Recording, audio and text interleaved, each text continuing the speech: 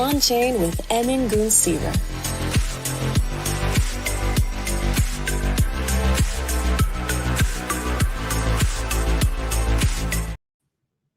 Hi, everyone. Welcome to another episode of the podcast, now with an even cooler intro. So let's see. Today is a nice rainy day in New York City, and it's a slow day in crypto. The ETF happened a few weeks ago. We're dealing with the aftermath, and there's a lot of inflows, and there was a lot of tied up liquidity that has to exit, and that's what's playing out in the markets today. And it's been an exciting time, but as I often say, the arrow, I think, at least to me, in terms of adoption, is clearly up and to the right. So we're at a good time, and I do suspect that there's going to be even better times ahead in the next year. And this is a great time to position oneself. It's a great time to build. It's a great time to get ready for this super fast adoption. I think the saying is slowly at first, then all at once, and that's what is playing out. What was a very slow game of introducing TradFi to crypto has turned into a non-game at all. Everybody now knows what crypto is. Everybody wants in, and so we're at a very exciting time overall. I want to talk about maybe three different things, three sort of random topics that have been playing over in my mind recently on a slow week. It's, I say slow, of course, behind the scenes, there's a lot of activity at Alva Labs, but I'm not going to bother you with that today. There's a lot of system building. There's a lot of development on just about every front. But the things that have been sort of fresh on my mind the very first one has to do with the social layer of crypto. So how are communities built? What keeps them together? What is culture? And who defines culture? How does it get created? And then the sort of the subtle interplay between tokens, finance, money, which is a serious topics, and social interactions, another serious topic, but entirely opposed in some sense. So those of you who are familiar with my writings, and most of you are, I think, relatively recent to me, but I've been in this space for a very long time. How long? Well, I was doing crypto in 2002, and so that's 6 years before Satoshi. I was doing proof of work in 2002, so that's 6 years before Satoshi. So I've been around for a very long time. I've seen a lot of things come and go. And one of the things that came by and went was this thing called change tip. So this was a way to, I think the OGs will remember, this was a way to reward people on Reddit. So it was, essentially somebody wrote a bot. So if you set your account up on Reddit, you could just say, like in a comment, you could say, change tip 3 donut holes. And they would get 15 bits or something, like some Satoshis, 1,500 Satoshis or something. So that's what that was. And it was an interesting time. So everybody was messaging each other. They were throwing all these Satoshis around.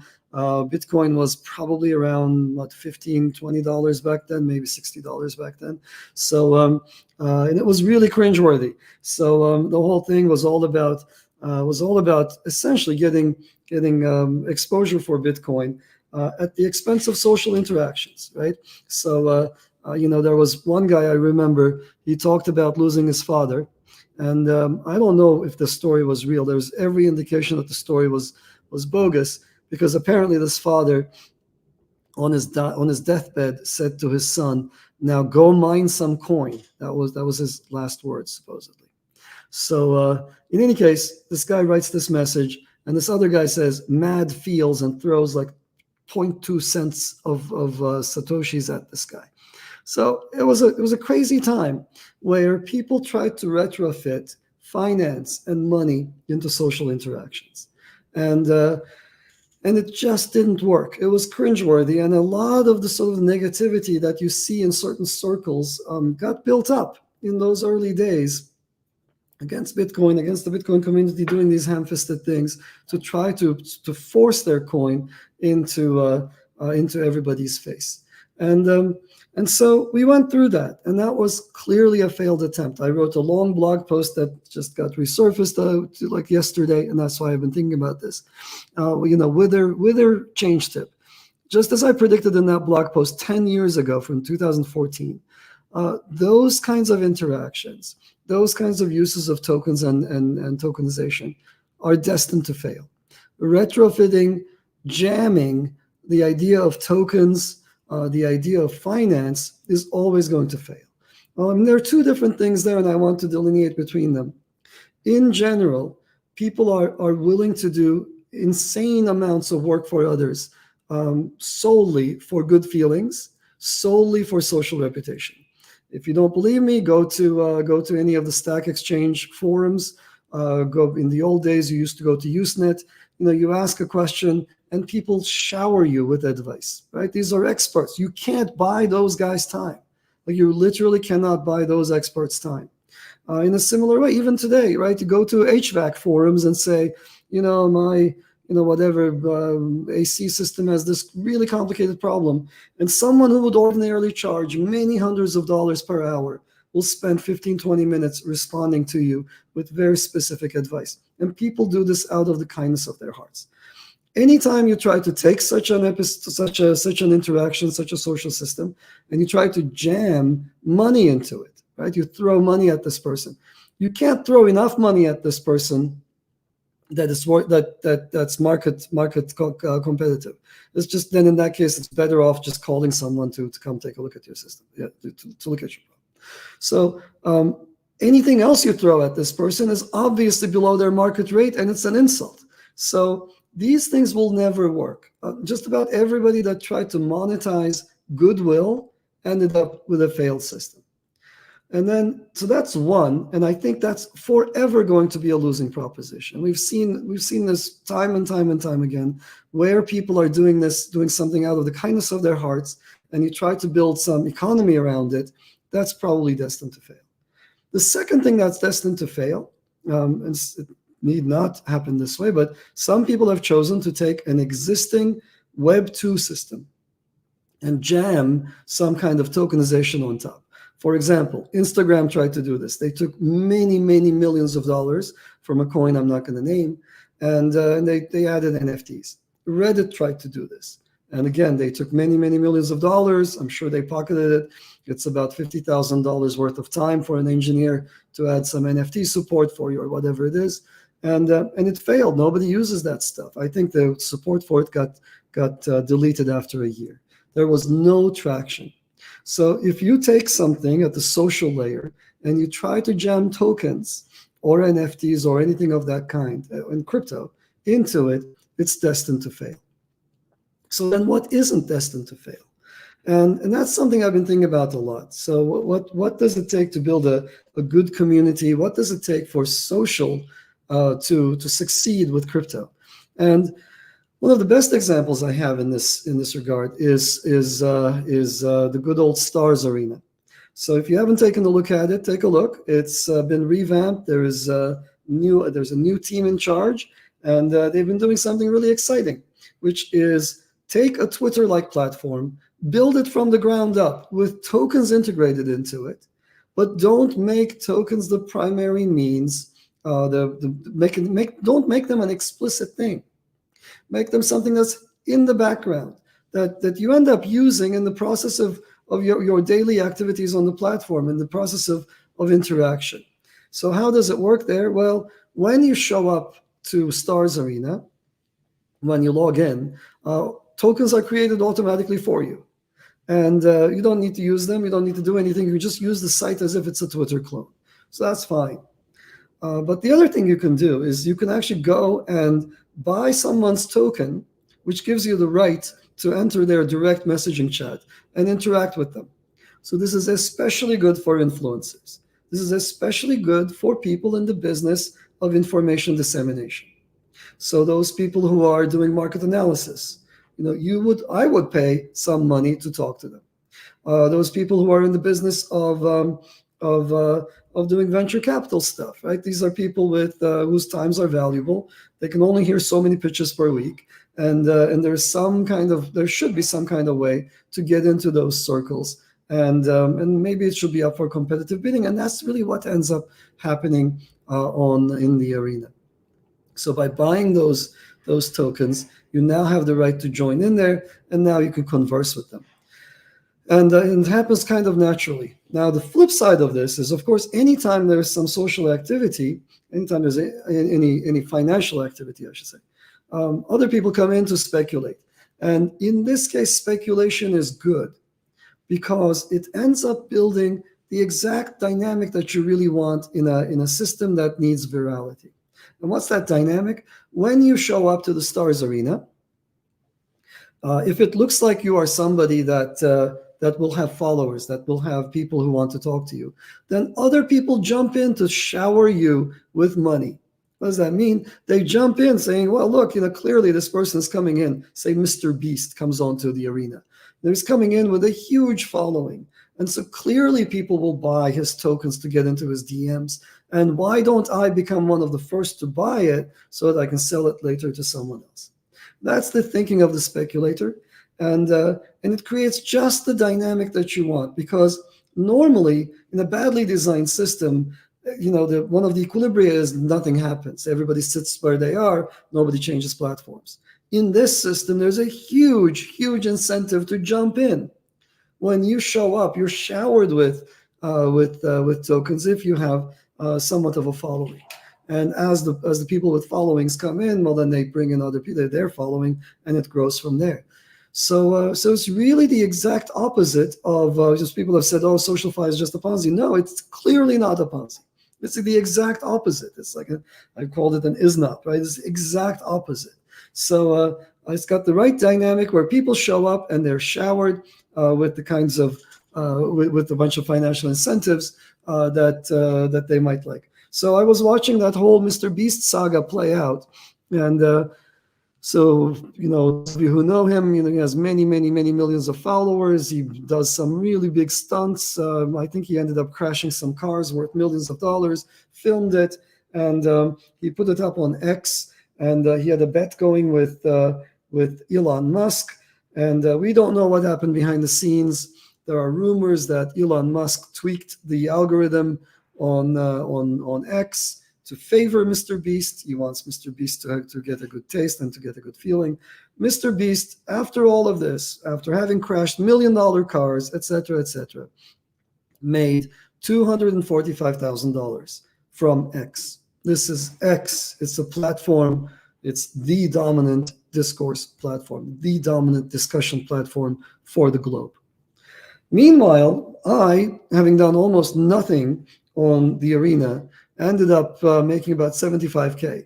And it was really eye-opening. Like, the power of this thing is really, really enormous. Now, that's not, I don't know if that's sustainable, probably not, right? So it happens once when you first come in. For you to sustain it, you probably have to crash some $1 million cars, which I never will do because that's not my kind of ethos. But you got to do something. You got to probably work after that to make it sustainable. But this was high on my mind, wondering, where is Mr. Beast? Why are the influencers so quiet? Why don't they understand the power of tokenization and the power of platforms designed from the get-go with an eye towards building community, with an eye towards building virality into the structure? It's not going to happen with glommed on ideas. It's not going to happen on Instagram. It's not going to happen on whatever platform, in Facebook, the boomers, they're not going to use this. It can only happen in a platform that's been designed from the ground up with tokens in mind. And check out the arena. It's been interesting. It's been exciting to see it. And with new management, with a bunch of fixes in for the issues that they had in the early days, I think they're poised to explore this, but there's so much more one can do. And I would hope to see all of that take place on Avalanche. There's so much more one could do with any kind of social interaction, not just short form Twitter-like interactions, but longer form, like more Reddit-like, or really much more visual Instagram-like, and so on. And so I'm very curious to see what our community will do with SocialFi. There's so much to do there. You may or may not need a subnet for this. And if you do, we have it. You may or may not need an app chain. You probably will end up needing an app chain when it gets big enough. And our architecture is one such that it's really, really easy to migrate to a subnet when the time comes. So I'm really excited to see this. And this has been sort of playing around in my mind, just kind of scratching my head thinking, where is everybody? Why are these boomer type people? And I can't call Elon Musk a boomer. He's Gen X. He's kind of like my age. But these guys are kind of blinded by the yes men around them, and they're not seeing the actual big breakthroughs. The breakthroughs are in the decentralized platforms. It doesn't have to be decentralized. In the platforms built from the ground up with an eye towards monetization of their user base, with an eye towards cutting out the platform operator, with an eye towards making the entire flow of attention and money much more transparent, much more direct, much more efficient.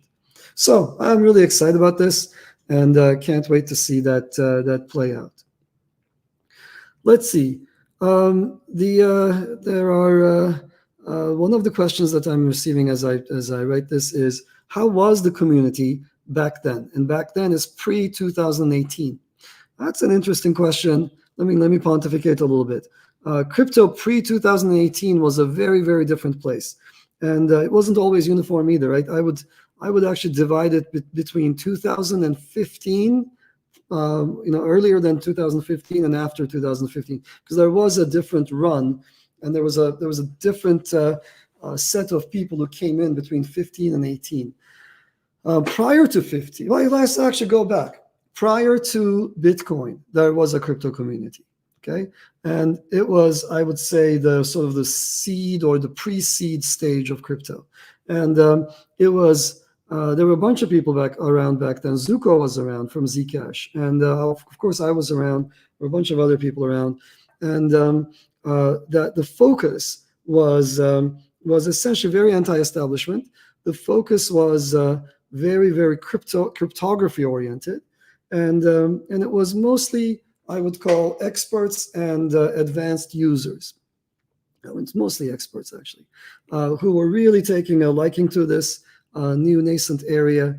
But blockchains hadn't really been invented. People were playing in the peer-to-peer space, and there was a lot of disestablishmentarianism, if you would, going on there. Essentially, people were upset, of course, about the monopoly, and a lot of it was actually fueled by the slowness of the established players in coming up with obvious solutions. It was easier to download music illegally than to buy it online, right? So for a while, I think the community was just frustrated with this, and a lot of you will remember the Napsters, the everything else that followed after Napster, some of which I actually played a role in as an expert witness.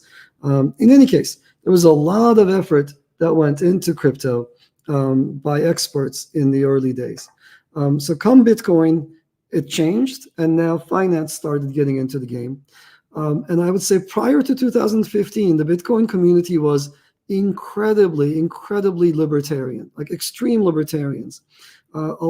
Some of it had to do with Gavin Andresen from the Bitcoin project. He was the head, he was the code master on that project. Having gone to New Hampshire and having enrolled into Bitcoin, a bunch of people who lived in these communities up in the Northeast that were cut off, let's just say, from the banking establishment for whatever reason. Now imagine what it takes in the U.S. to be cut off from banking. So these are people who are, maybe not paying their, they hate the government, or they're not paying their child support payments or whatnot.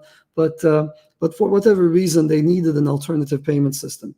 And at the time, I'm told that they were using all sorts of funky schemes. Gold sheet, for example, you carry a gold sheet, and when you have to pay, you just cut a piece of it, etc., and you pay by weight of gold. So those folks brought into Bitcoin and into crypto their unique worldview. So if the political spectrum is this wide, we ended up getting a sampling from a tiny spectrum. And you see that still today. The Bitcoin community is still very much in that mentality. They still want to be, they still want to say, hey, down with every country, down with all currencies, down with USD, down with Euro.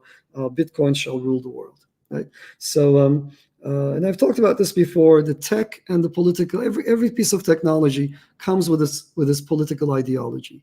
And in the case of Bitcoin, it was very, very, very far extreme.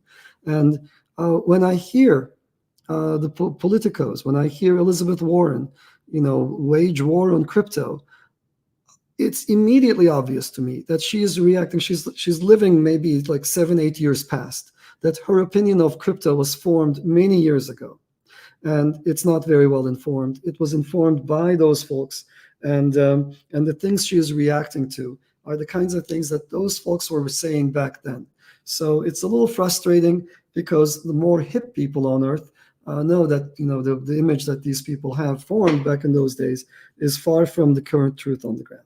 So crypto is not used for malicious purposes. There have been academic studies on this, and the percentage of illicit uses of coins is exactly the same for Bitcoin as it is for cash. No different. It is proven, peer-reviewed studies.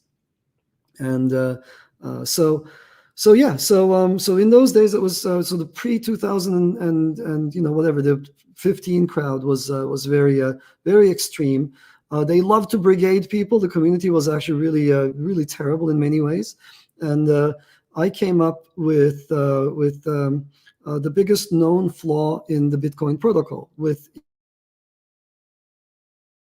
that if you mine Bitcoin, but you don't follow what Satoshi told you, and you instead follow this other approach, you end up being able to make more money than your fair share. So if you have, for example, I'll give you the most extreme example. Well, actually, I'll give you the light example. If you have 10% of the hash power, you should make 10% of the rewards, right? And but if you follow not what Satoshi said, but what Itai and I said, then you'll end up making around about 11%. If you end up having 49% of the hash power, and you follow what Satoshi said, you'll make 49% of the rewards. You follow what we say, it's called selfish mining, you do mining selfishly, then you will end up collecting near 100% of the rewards. And not only this, but essentially the central claim of Satoshi, that Bitcoin is incentive compatible, that if you follow the protocol, you'll make the most money. If you deviate from the protocol, then you'll lose money. That's false. It turns out if you deviate in the selfish direction, you'll make more money. So we ended up discovering this, and I ended up, of course, we ended up having actually a very fun conversation, the two of us. Do we publish this? Do we make money with this? Of course, we published it. And we ended up getting a lot of hatred initially. So people ended up getting upset at us. There were letters written to Cornell to fire me. I couldn't be fired because I had tenure. There were multiple projects founded, crowdfunded actually, to prove us wrong. And it was really funny. So what are these guys doing? Well, they're redoing the work we did to try to prove us wrong. And so we quietly waited it out. Every single one of the projects, every single head of those projects ultimately spun around and said, you know what, after we've done our independent verification, we can't disprove these people. And what they said is correct, selfish mining is a thing. So anyway, so it was a very vicious community back then. The Lord and founder, Satoshi, could not be criticized in any shape or form. And it was, and they were working really, really hard to proselytize Bitcoin as a payment network. That was the pre-2015. So as for me and Itai, the community came to realize that we were actually huge allies and huge believers in crypto. And they went from hating on us to loving us and inviting us to all of the protocol, of the conferences and so forth. And so that was my initial entry into the crypto practitioners world, so to speak. And I was an academic, pure academic before that. So those were the early days, and so what happened between 15 and 18? The scams started to prop up. There was the ICO craze, and suddenly everybody with half an idea started stepping into the arena and doing a token sale. And it was clear it was going to be like a crap show at the end of the day. It was clear that it would not end well. The ideas did not stand up to scrutiny. Most of the things they wanted to digitize or tokenize or whatever build just sounded like bad ideas or master's level projects, like these dinky little things that I would normally have a student do in 2 weeks. Somehow became really, really big. Multiple hundreds of millions of dollars went into these things with almost nothing to show. So I'm not going to name names, but you can look at the list of top coins from 2000 and say 16 or 17, and see how much commonality there is between today and then. Almost nothing. None of those systems survived. So and that's when also at about that time there was that whole Bitcoin block size debate. So that really ended up bifurcating the Bitcoin community, and so we ended up with where we are. I think what ended up happening at the end of the day, this is like my own vantage point as I was a scientist, and I'm always a scientist, but I was a professor then. From my vantage point, it ended up getting divided along science lines. So the small block believers had this idea that, hey, Bitcoin does what it does really well and need not do any more. And you still hear that today, right? So Bitcoin is a store of value. It is not a payment system. You should never use it to pay for coffee. It is not going to happen on this chain, on that chain. And they look with great disdain on any other attempt to use that chain for anything else. So the recent things that you see, the ordinals, etc., that are taking place on Bitcoin, they're highly contentious, and that all goes back to that core belief about Bitcoin's purpose. Bitcoin, at least by based on the chief architects of the time, the protocol designers of that time, and still now, was not ever designed to be doing anything other than what it does. Just uphold one asset, BTC, and nothing else. So that created a space for another coin to flourish, and that then came Ethereum. I can go into the whole nuanced and complicated history of Ethereum. It was a fantastic time. Lots and lots of building by a lot of people. Lots and lots of ill-informed experimentation, I should say. I think the DAO hack took place then, and I ended up playing a role in that as well. I ended up calling it out. We ended up writing a paper that was called A Call for a Moratorium on the DAO. Nobody listened to us. There was no moratorium. And a hacker came in and stole something like 15% of the, if I'm not, I might be mistaken about the numbers. He stole a crap ton of Ether and ended up posing a threat to the safety of Ethereum. So Ethereum ended up doing a hard fork to fix it, and so on. But it was a very different community, and very much one based on experimentation. It was very, very fun then. Since then, I think we're seeing a huge change. I would say in the last year or so, we are finally, if you ask me, we're finally getting out of this, sell people dreams, sell people technical mumbo jumbo phase of crypto. There's still a lot of that going on. It's going to take another 2 years for us to flush it out. But the days when you could say, oh, this is a zero knowledge proof with snarks in the back end and a pairing of blah, blah, blah, and I will use El Gamal, what have you. So, you could do that. I could do that all day. Any crypto person, anybody who's read a crypto book or taken a crypto course can do this all day. And I don't do this. This is against our ethos in Avalanche. But this is exactly what's going on in many other communities, even still, but it's going to die out. People are finally beginning to ask the relevant questions. How well does this thing work?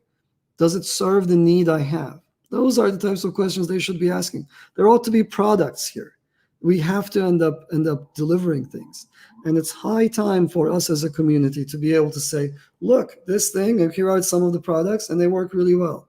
There are some of the things we're working on. We're still working out those things, but there are some core success stories that we've come up with, and it can't be a game of just dazzling people with VRFs, VDFs, RCAs, and blah blah blah, like all this mumbo jumbo that you find in a cryptography workshop.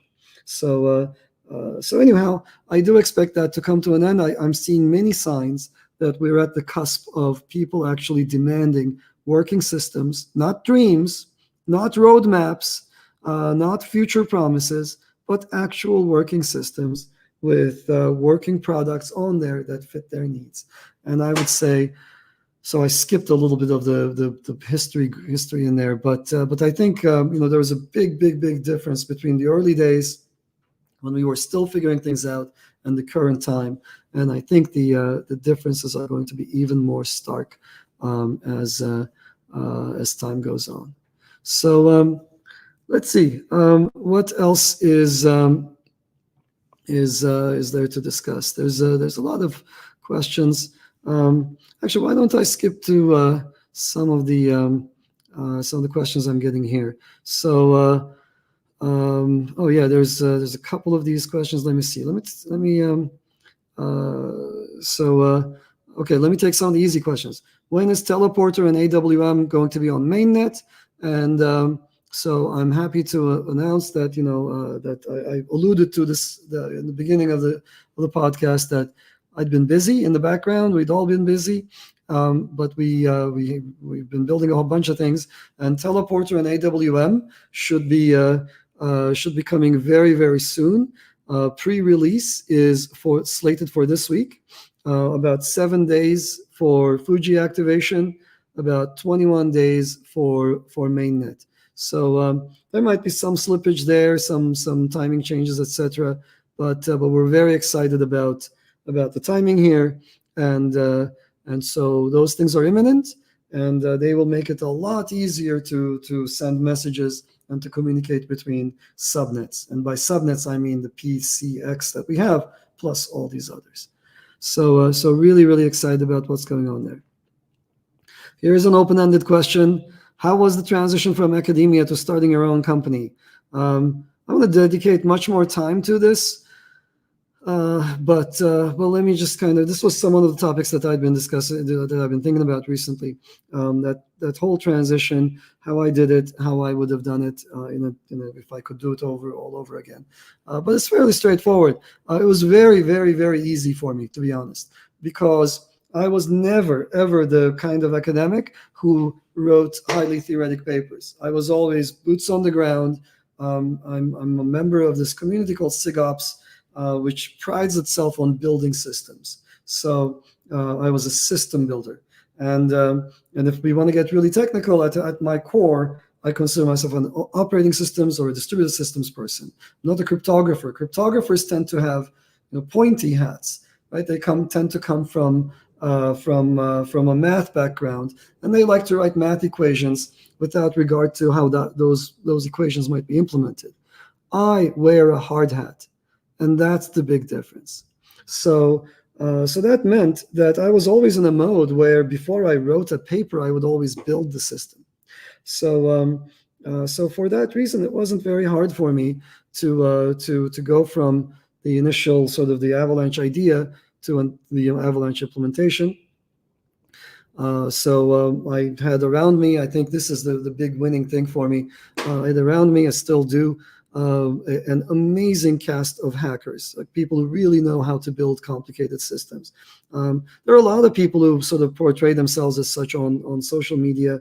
The real hackers are the quiet ones, right? They're focusing on building something. They're not out there tweeting 50,000 tweets for one line of code that they write. They're really just quietly writing 50,000 lines of code without a single tweet. So surrounded by such talent, I think it was fairly easy for me.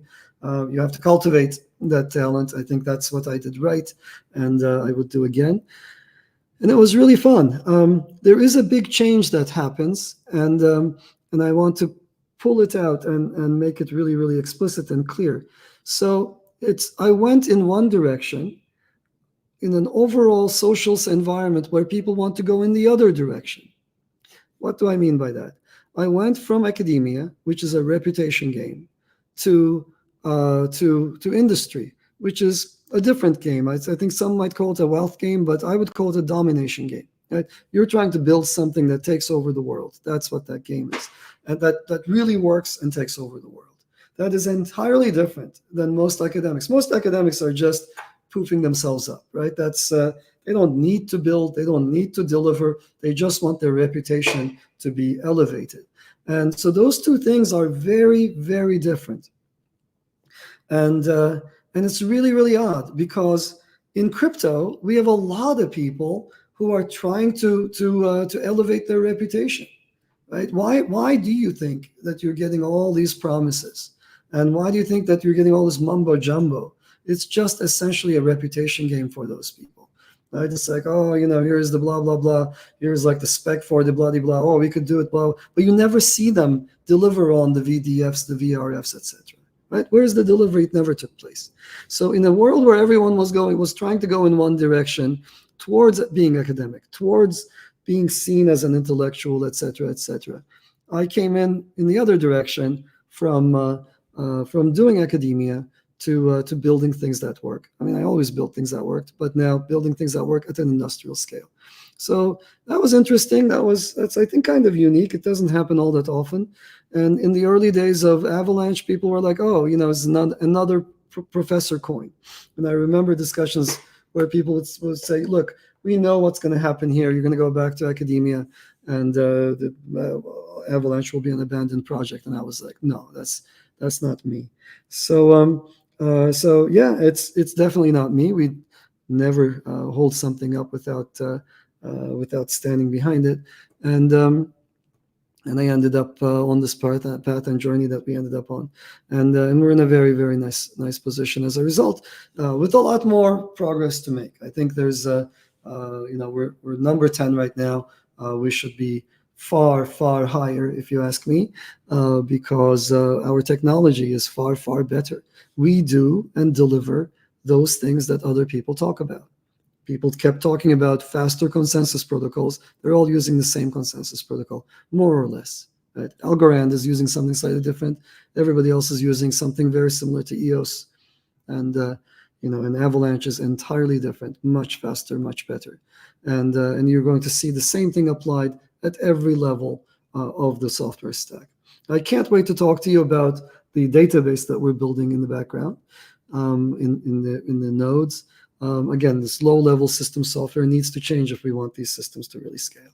So it's been fun, and it's been, and I would say also that I've greatly enjoyed the process. That is, academics and reputation games are really complicated games. The people who play them are really, I don't want to say anything bad about academics. There's nothing bad about them, but it takes a certain type of person to play them. And they're hard games to play. You never know where you stand. Whereas with world domination, it's very simple, right? At some point when we first launched, we were nowhere. And as we consistently delivered, and as people figured out that, hey, Avalanche is different in a sea of identical chains, and in a sea of people who are running things off of their laptops, in a sea of people who are talking about decentralization while they have roll-ups that are completely centralized, in a sea of people saying, oh, this is just a bridge, it's not very good, while their own chain is based on a multi-sig, in a sea of people who are trying to pose with Vitalik, to show how closely Ethereum aligned they are, and posting pictures, etc. We were one of the few ones who came in with something that's unique and set ourselves apart. So it's been great. It's really been great, and I enjoyed it thoroughly, and yeah. But it is challenging. It has its own challenges that are different. So domination games require far more resources, and they also require the mobilization of a community, which is where we started from. And mobilizing a community is not easy. It typically requires all sorts of. The arena is just one little playground, perhaps. The Avalanche community is far bigger, far greater, and there, when I look around, we have the task of building great things, of educating the world, leading everybody else, etc. So yeah, that's been one of the things that I worked on, and that's been sort of my top level takeaways from that process. Okay, so let's maybe end on on a couple of things. Let me end on this note, which is a question that a lot of people are asking in the chat. The project Vicks, which Patrick O'Grady announced today. So let's talk about Vicks. And so I don't want to steal Patrick's thunder, and I will really let Patrick do the talking here. So look forward to a space with Patrick O'Grady where he gets to talk about what he and his team have built. But I think it's. But let me just sort of give you the gist of what he's been doing. So what we want to do, what we're in the business of, is allowing everybody to be able to create their own custom application-specific chain. We came out with this vision. This vision has been particularly resilient. In the time that we've had this, a lot of people have pivoted multiple times. Sometimes they're layer 2s, sometimes it's time for layer 3s, and blah, blah, blah. And there's some craziness going on over there that I explicitly make a point of not following. And I'm critiqued for this, but I just don't have the time or the inclination to waste time on that BS. So our vision was always that we should make it really easy for anybody to start their own chain. To that end, we built something called Hyper SDK. And the goal is to enable the best-in-class throughput and latency. So that's our overall goal. So how does one do that, and what are the options here?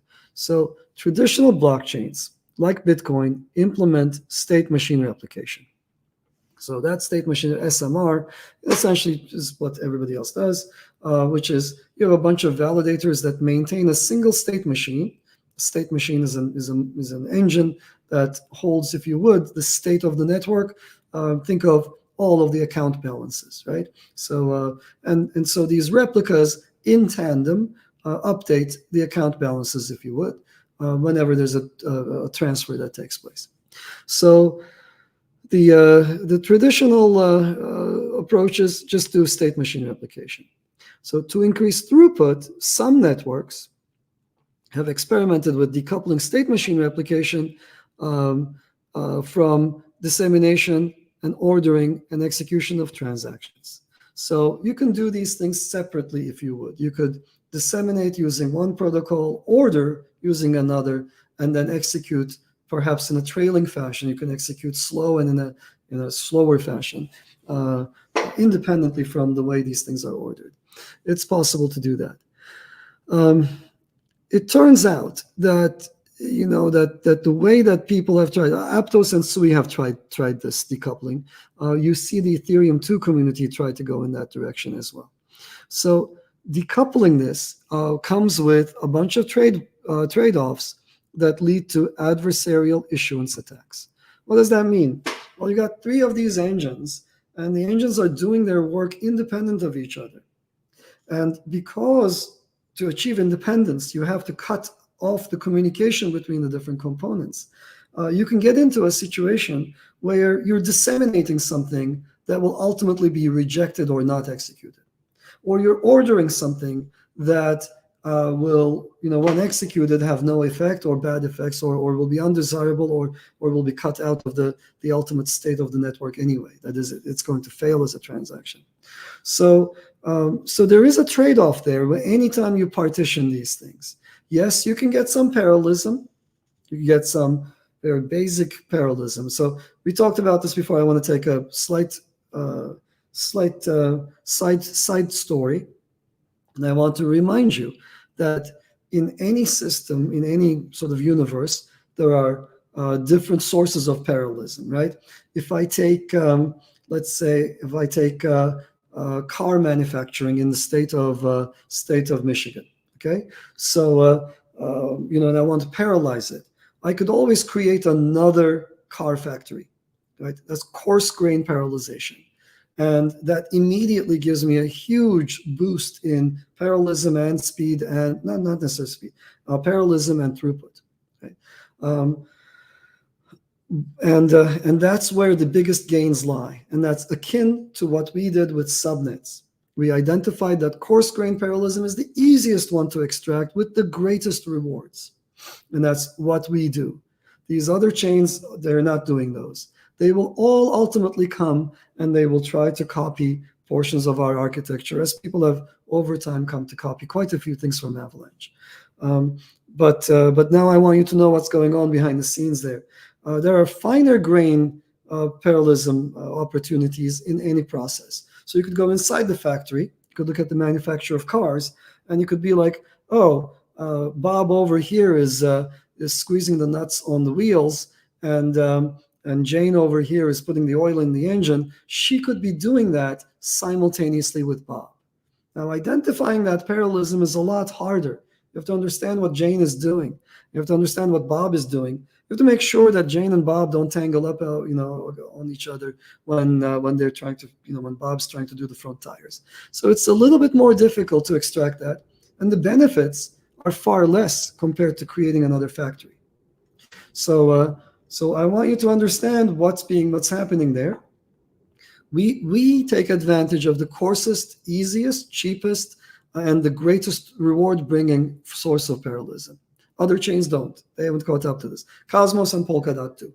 So they're contemporaries with us, and they've identified this. They have other issues with the way they structure their systems, and they're prone to all sorts of other issues. But so at the social layer. But other than those two, everybody else is trying to build a single chain.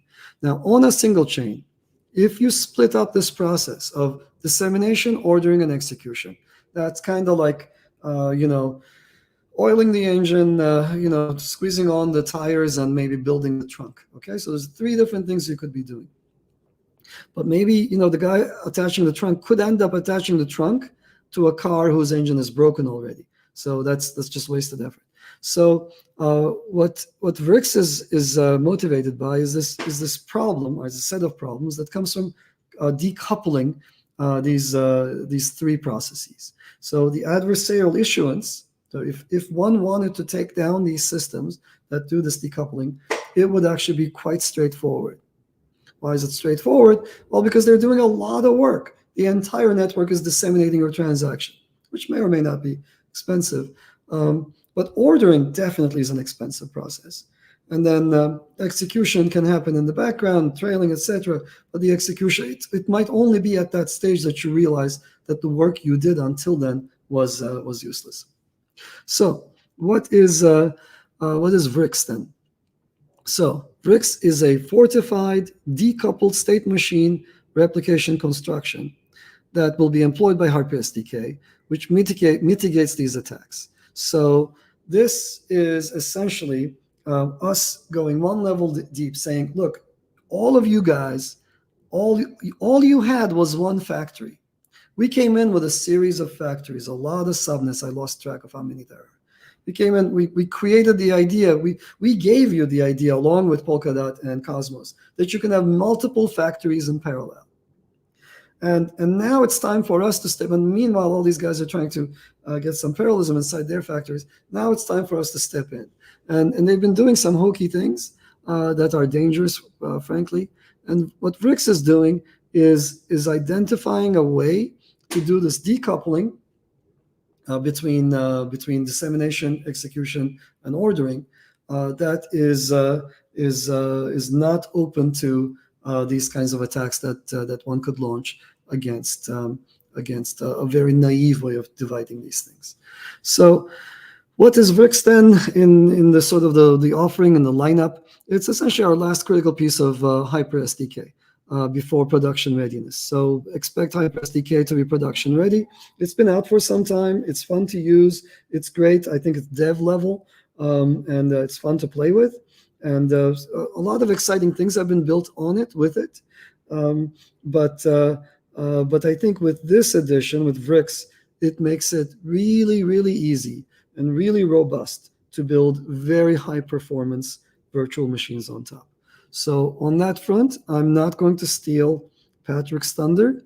I'm not going to mention any numbers, and the numbers have great many digits, but the performance that's possible with an approach like Vicks in an adversarial environment is fantastic. Now, do you need Vicks? Okay, so this is another question.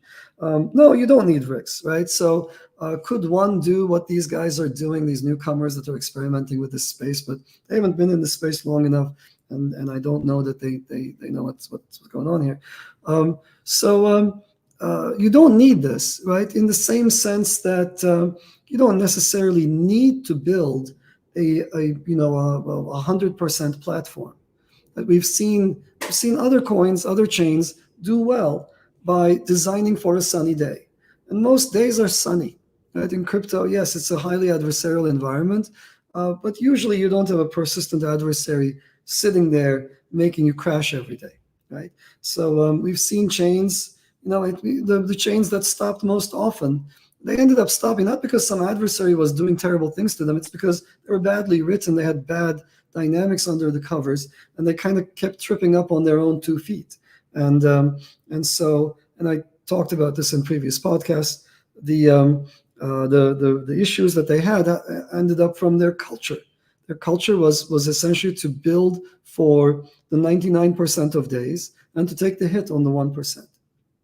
So is this viable? I think it's viable today. In a bear market with the number of users that we have in crypto today, sure, you could get away with that. You could have theoretical openings, and people might not be able to catch on to you.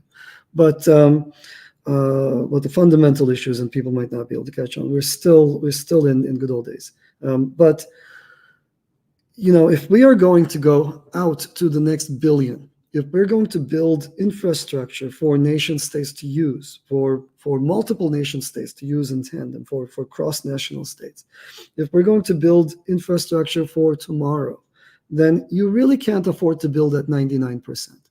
Those 1% things that are currently being triggered just because the devs screwed up and the load ended up happening coming in at a bad timing, etc.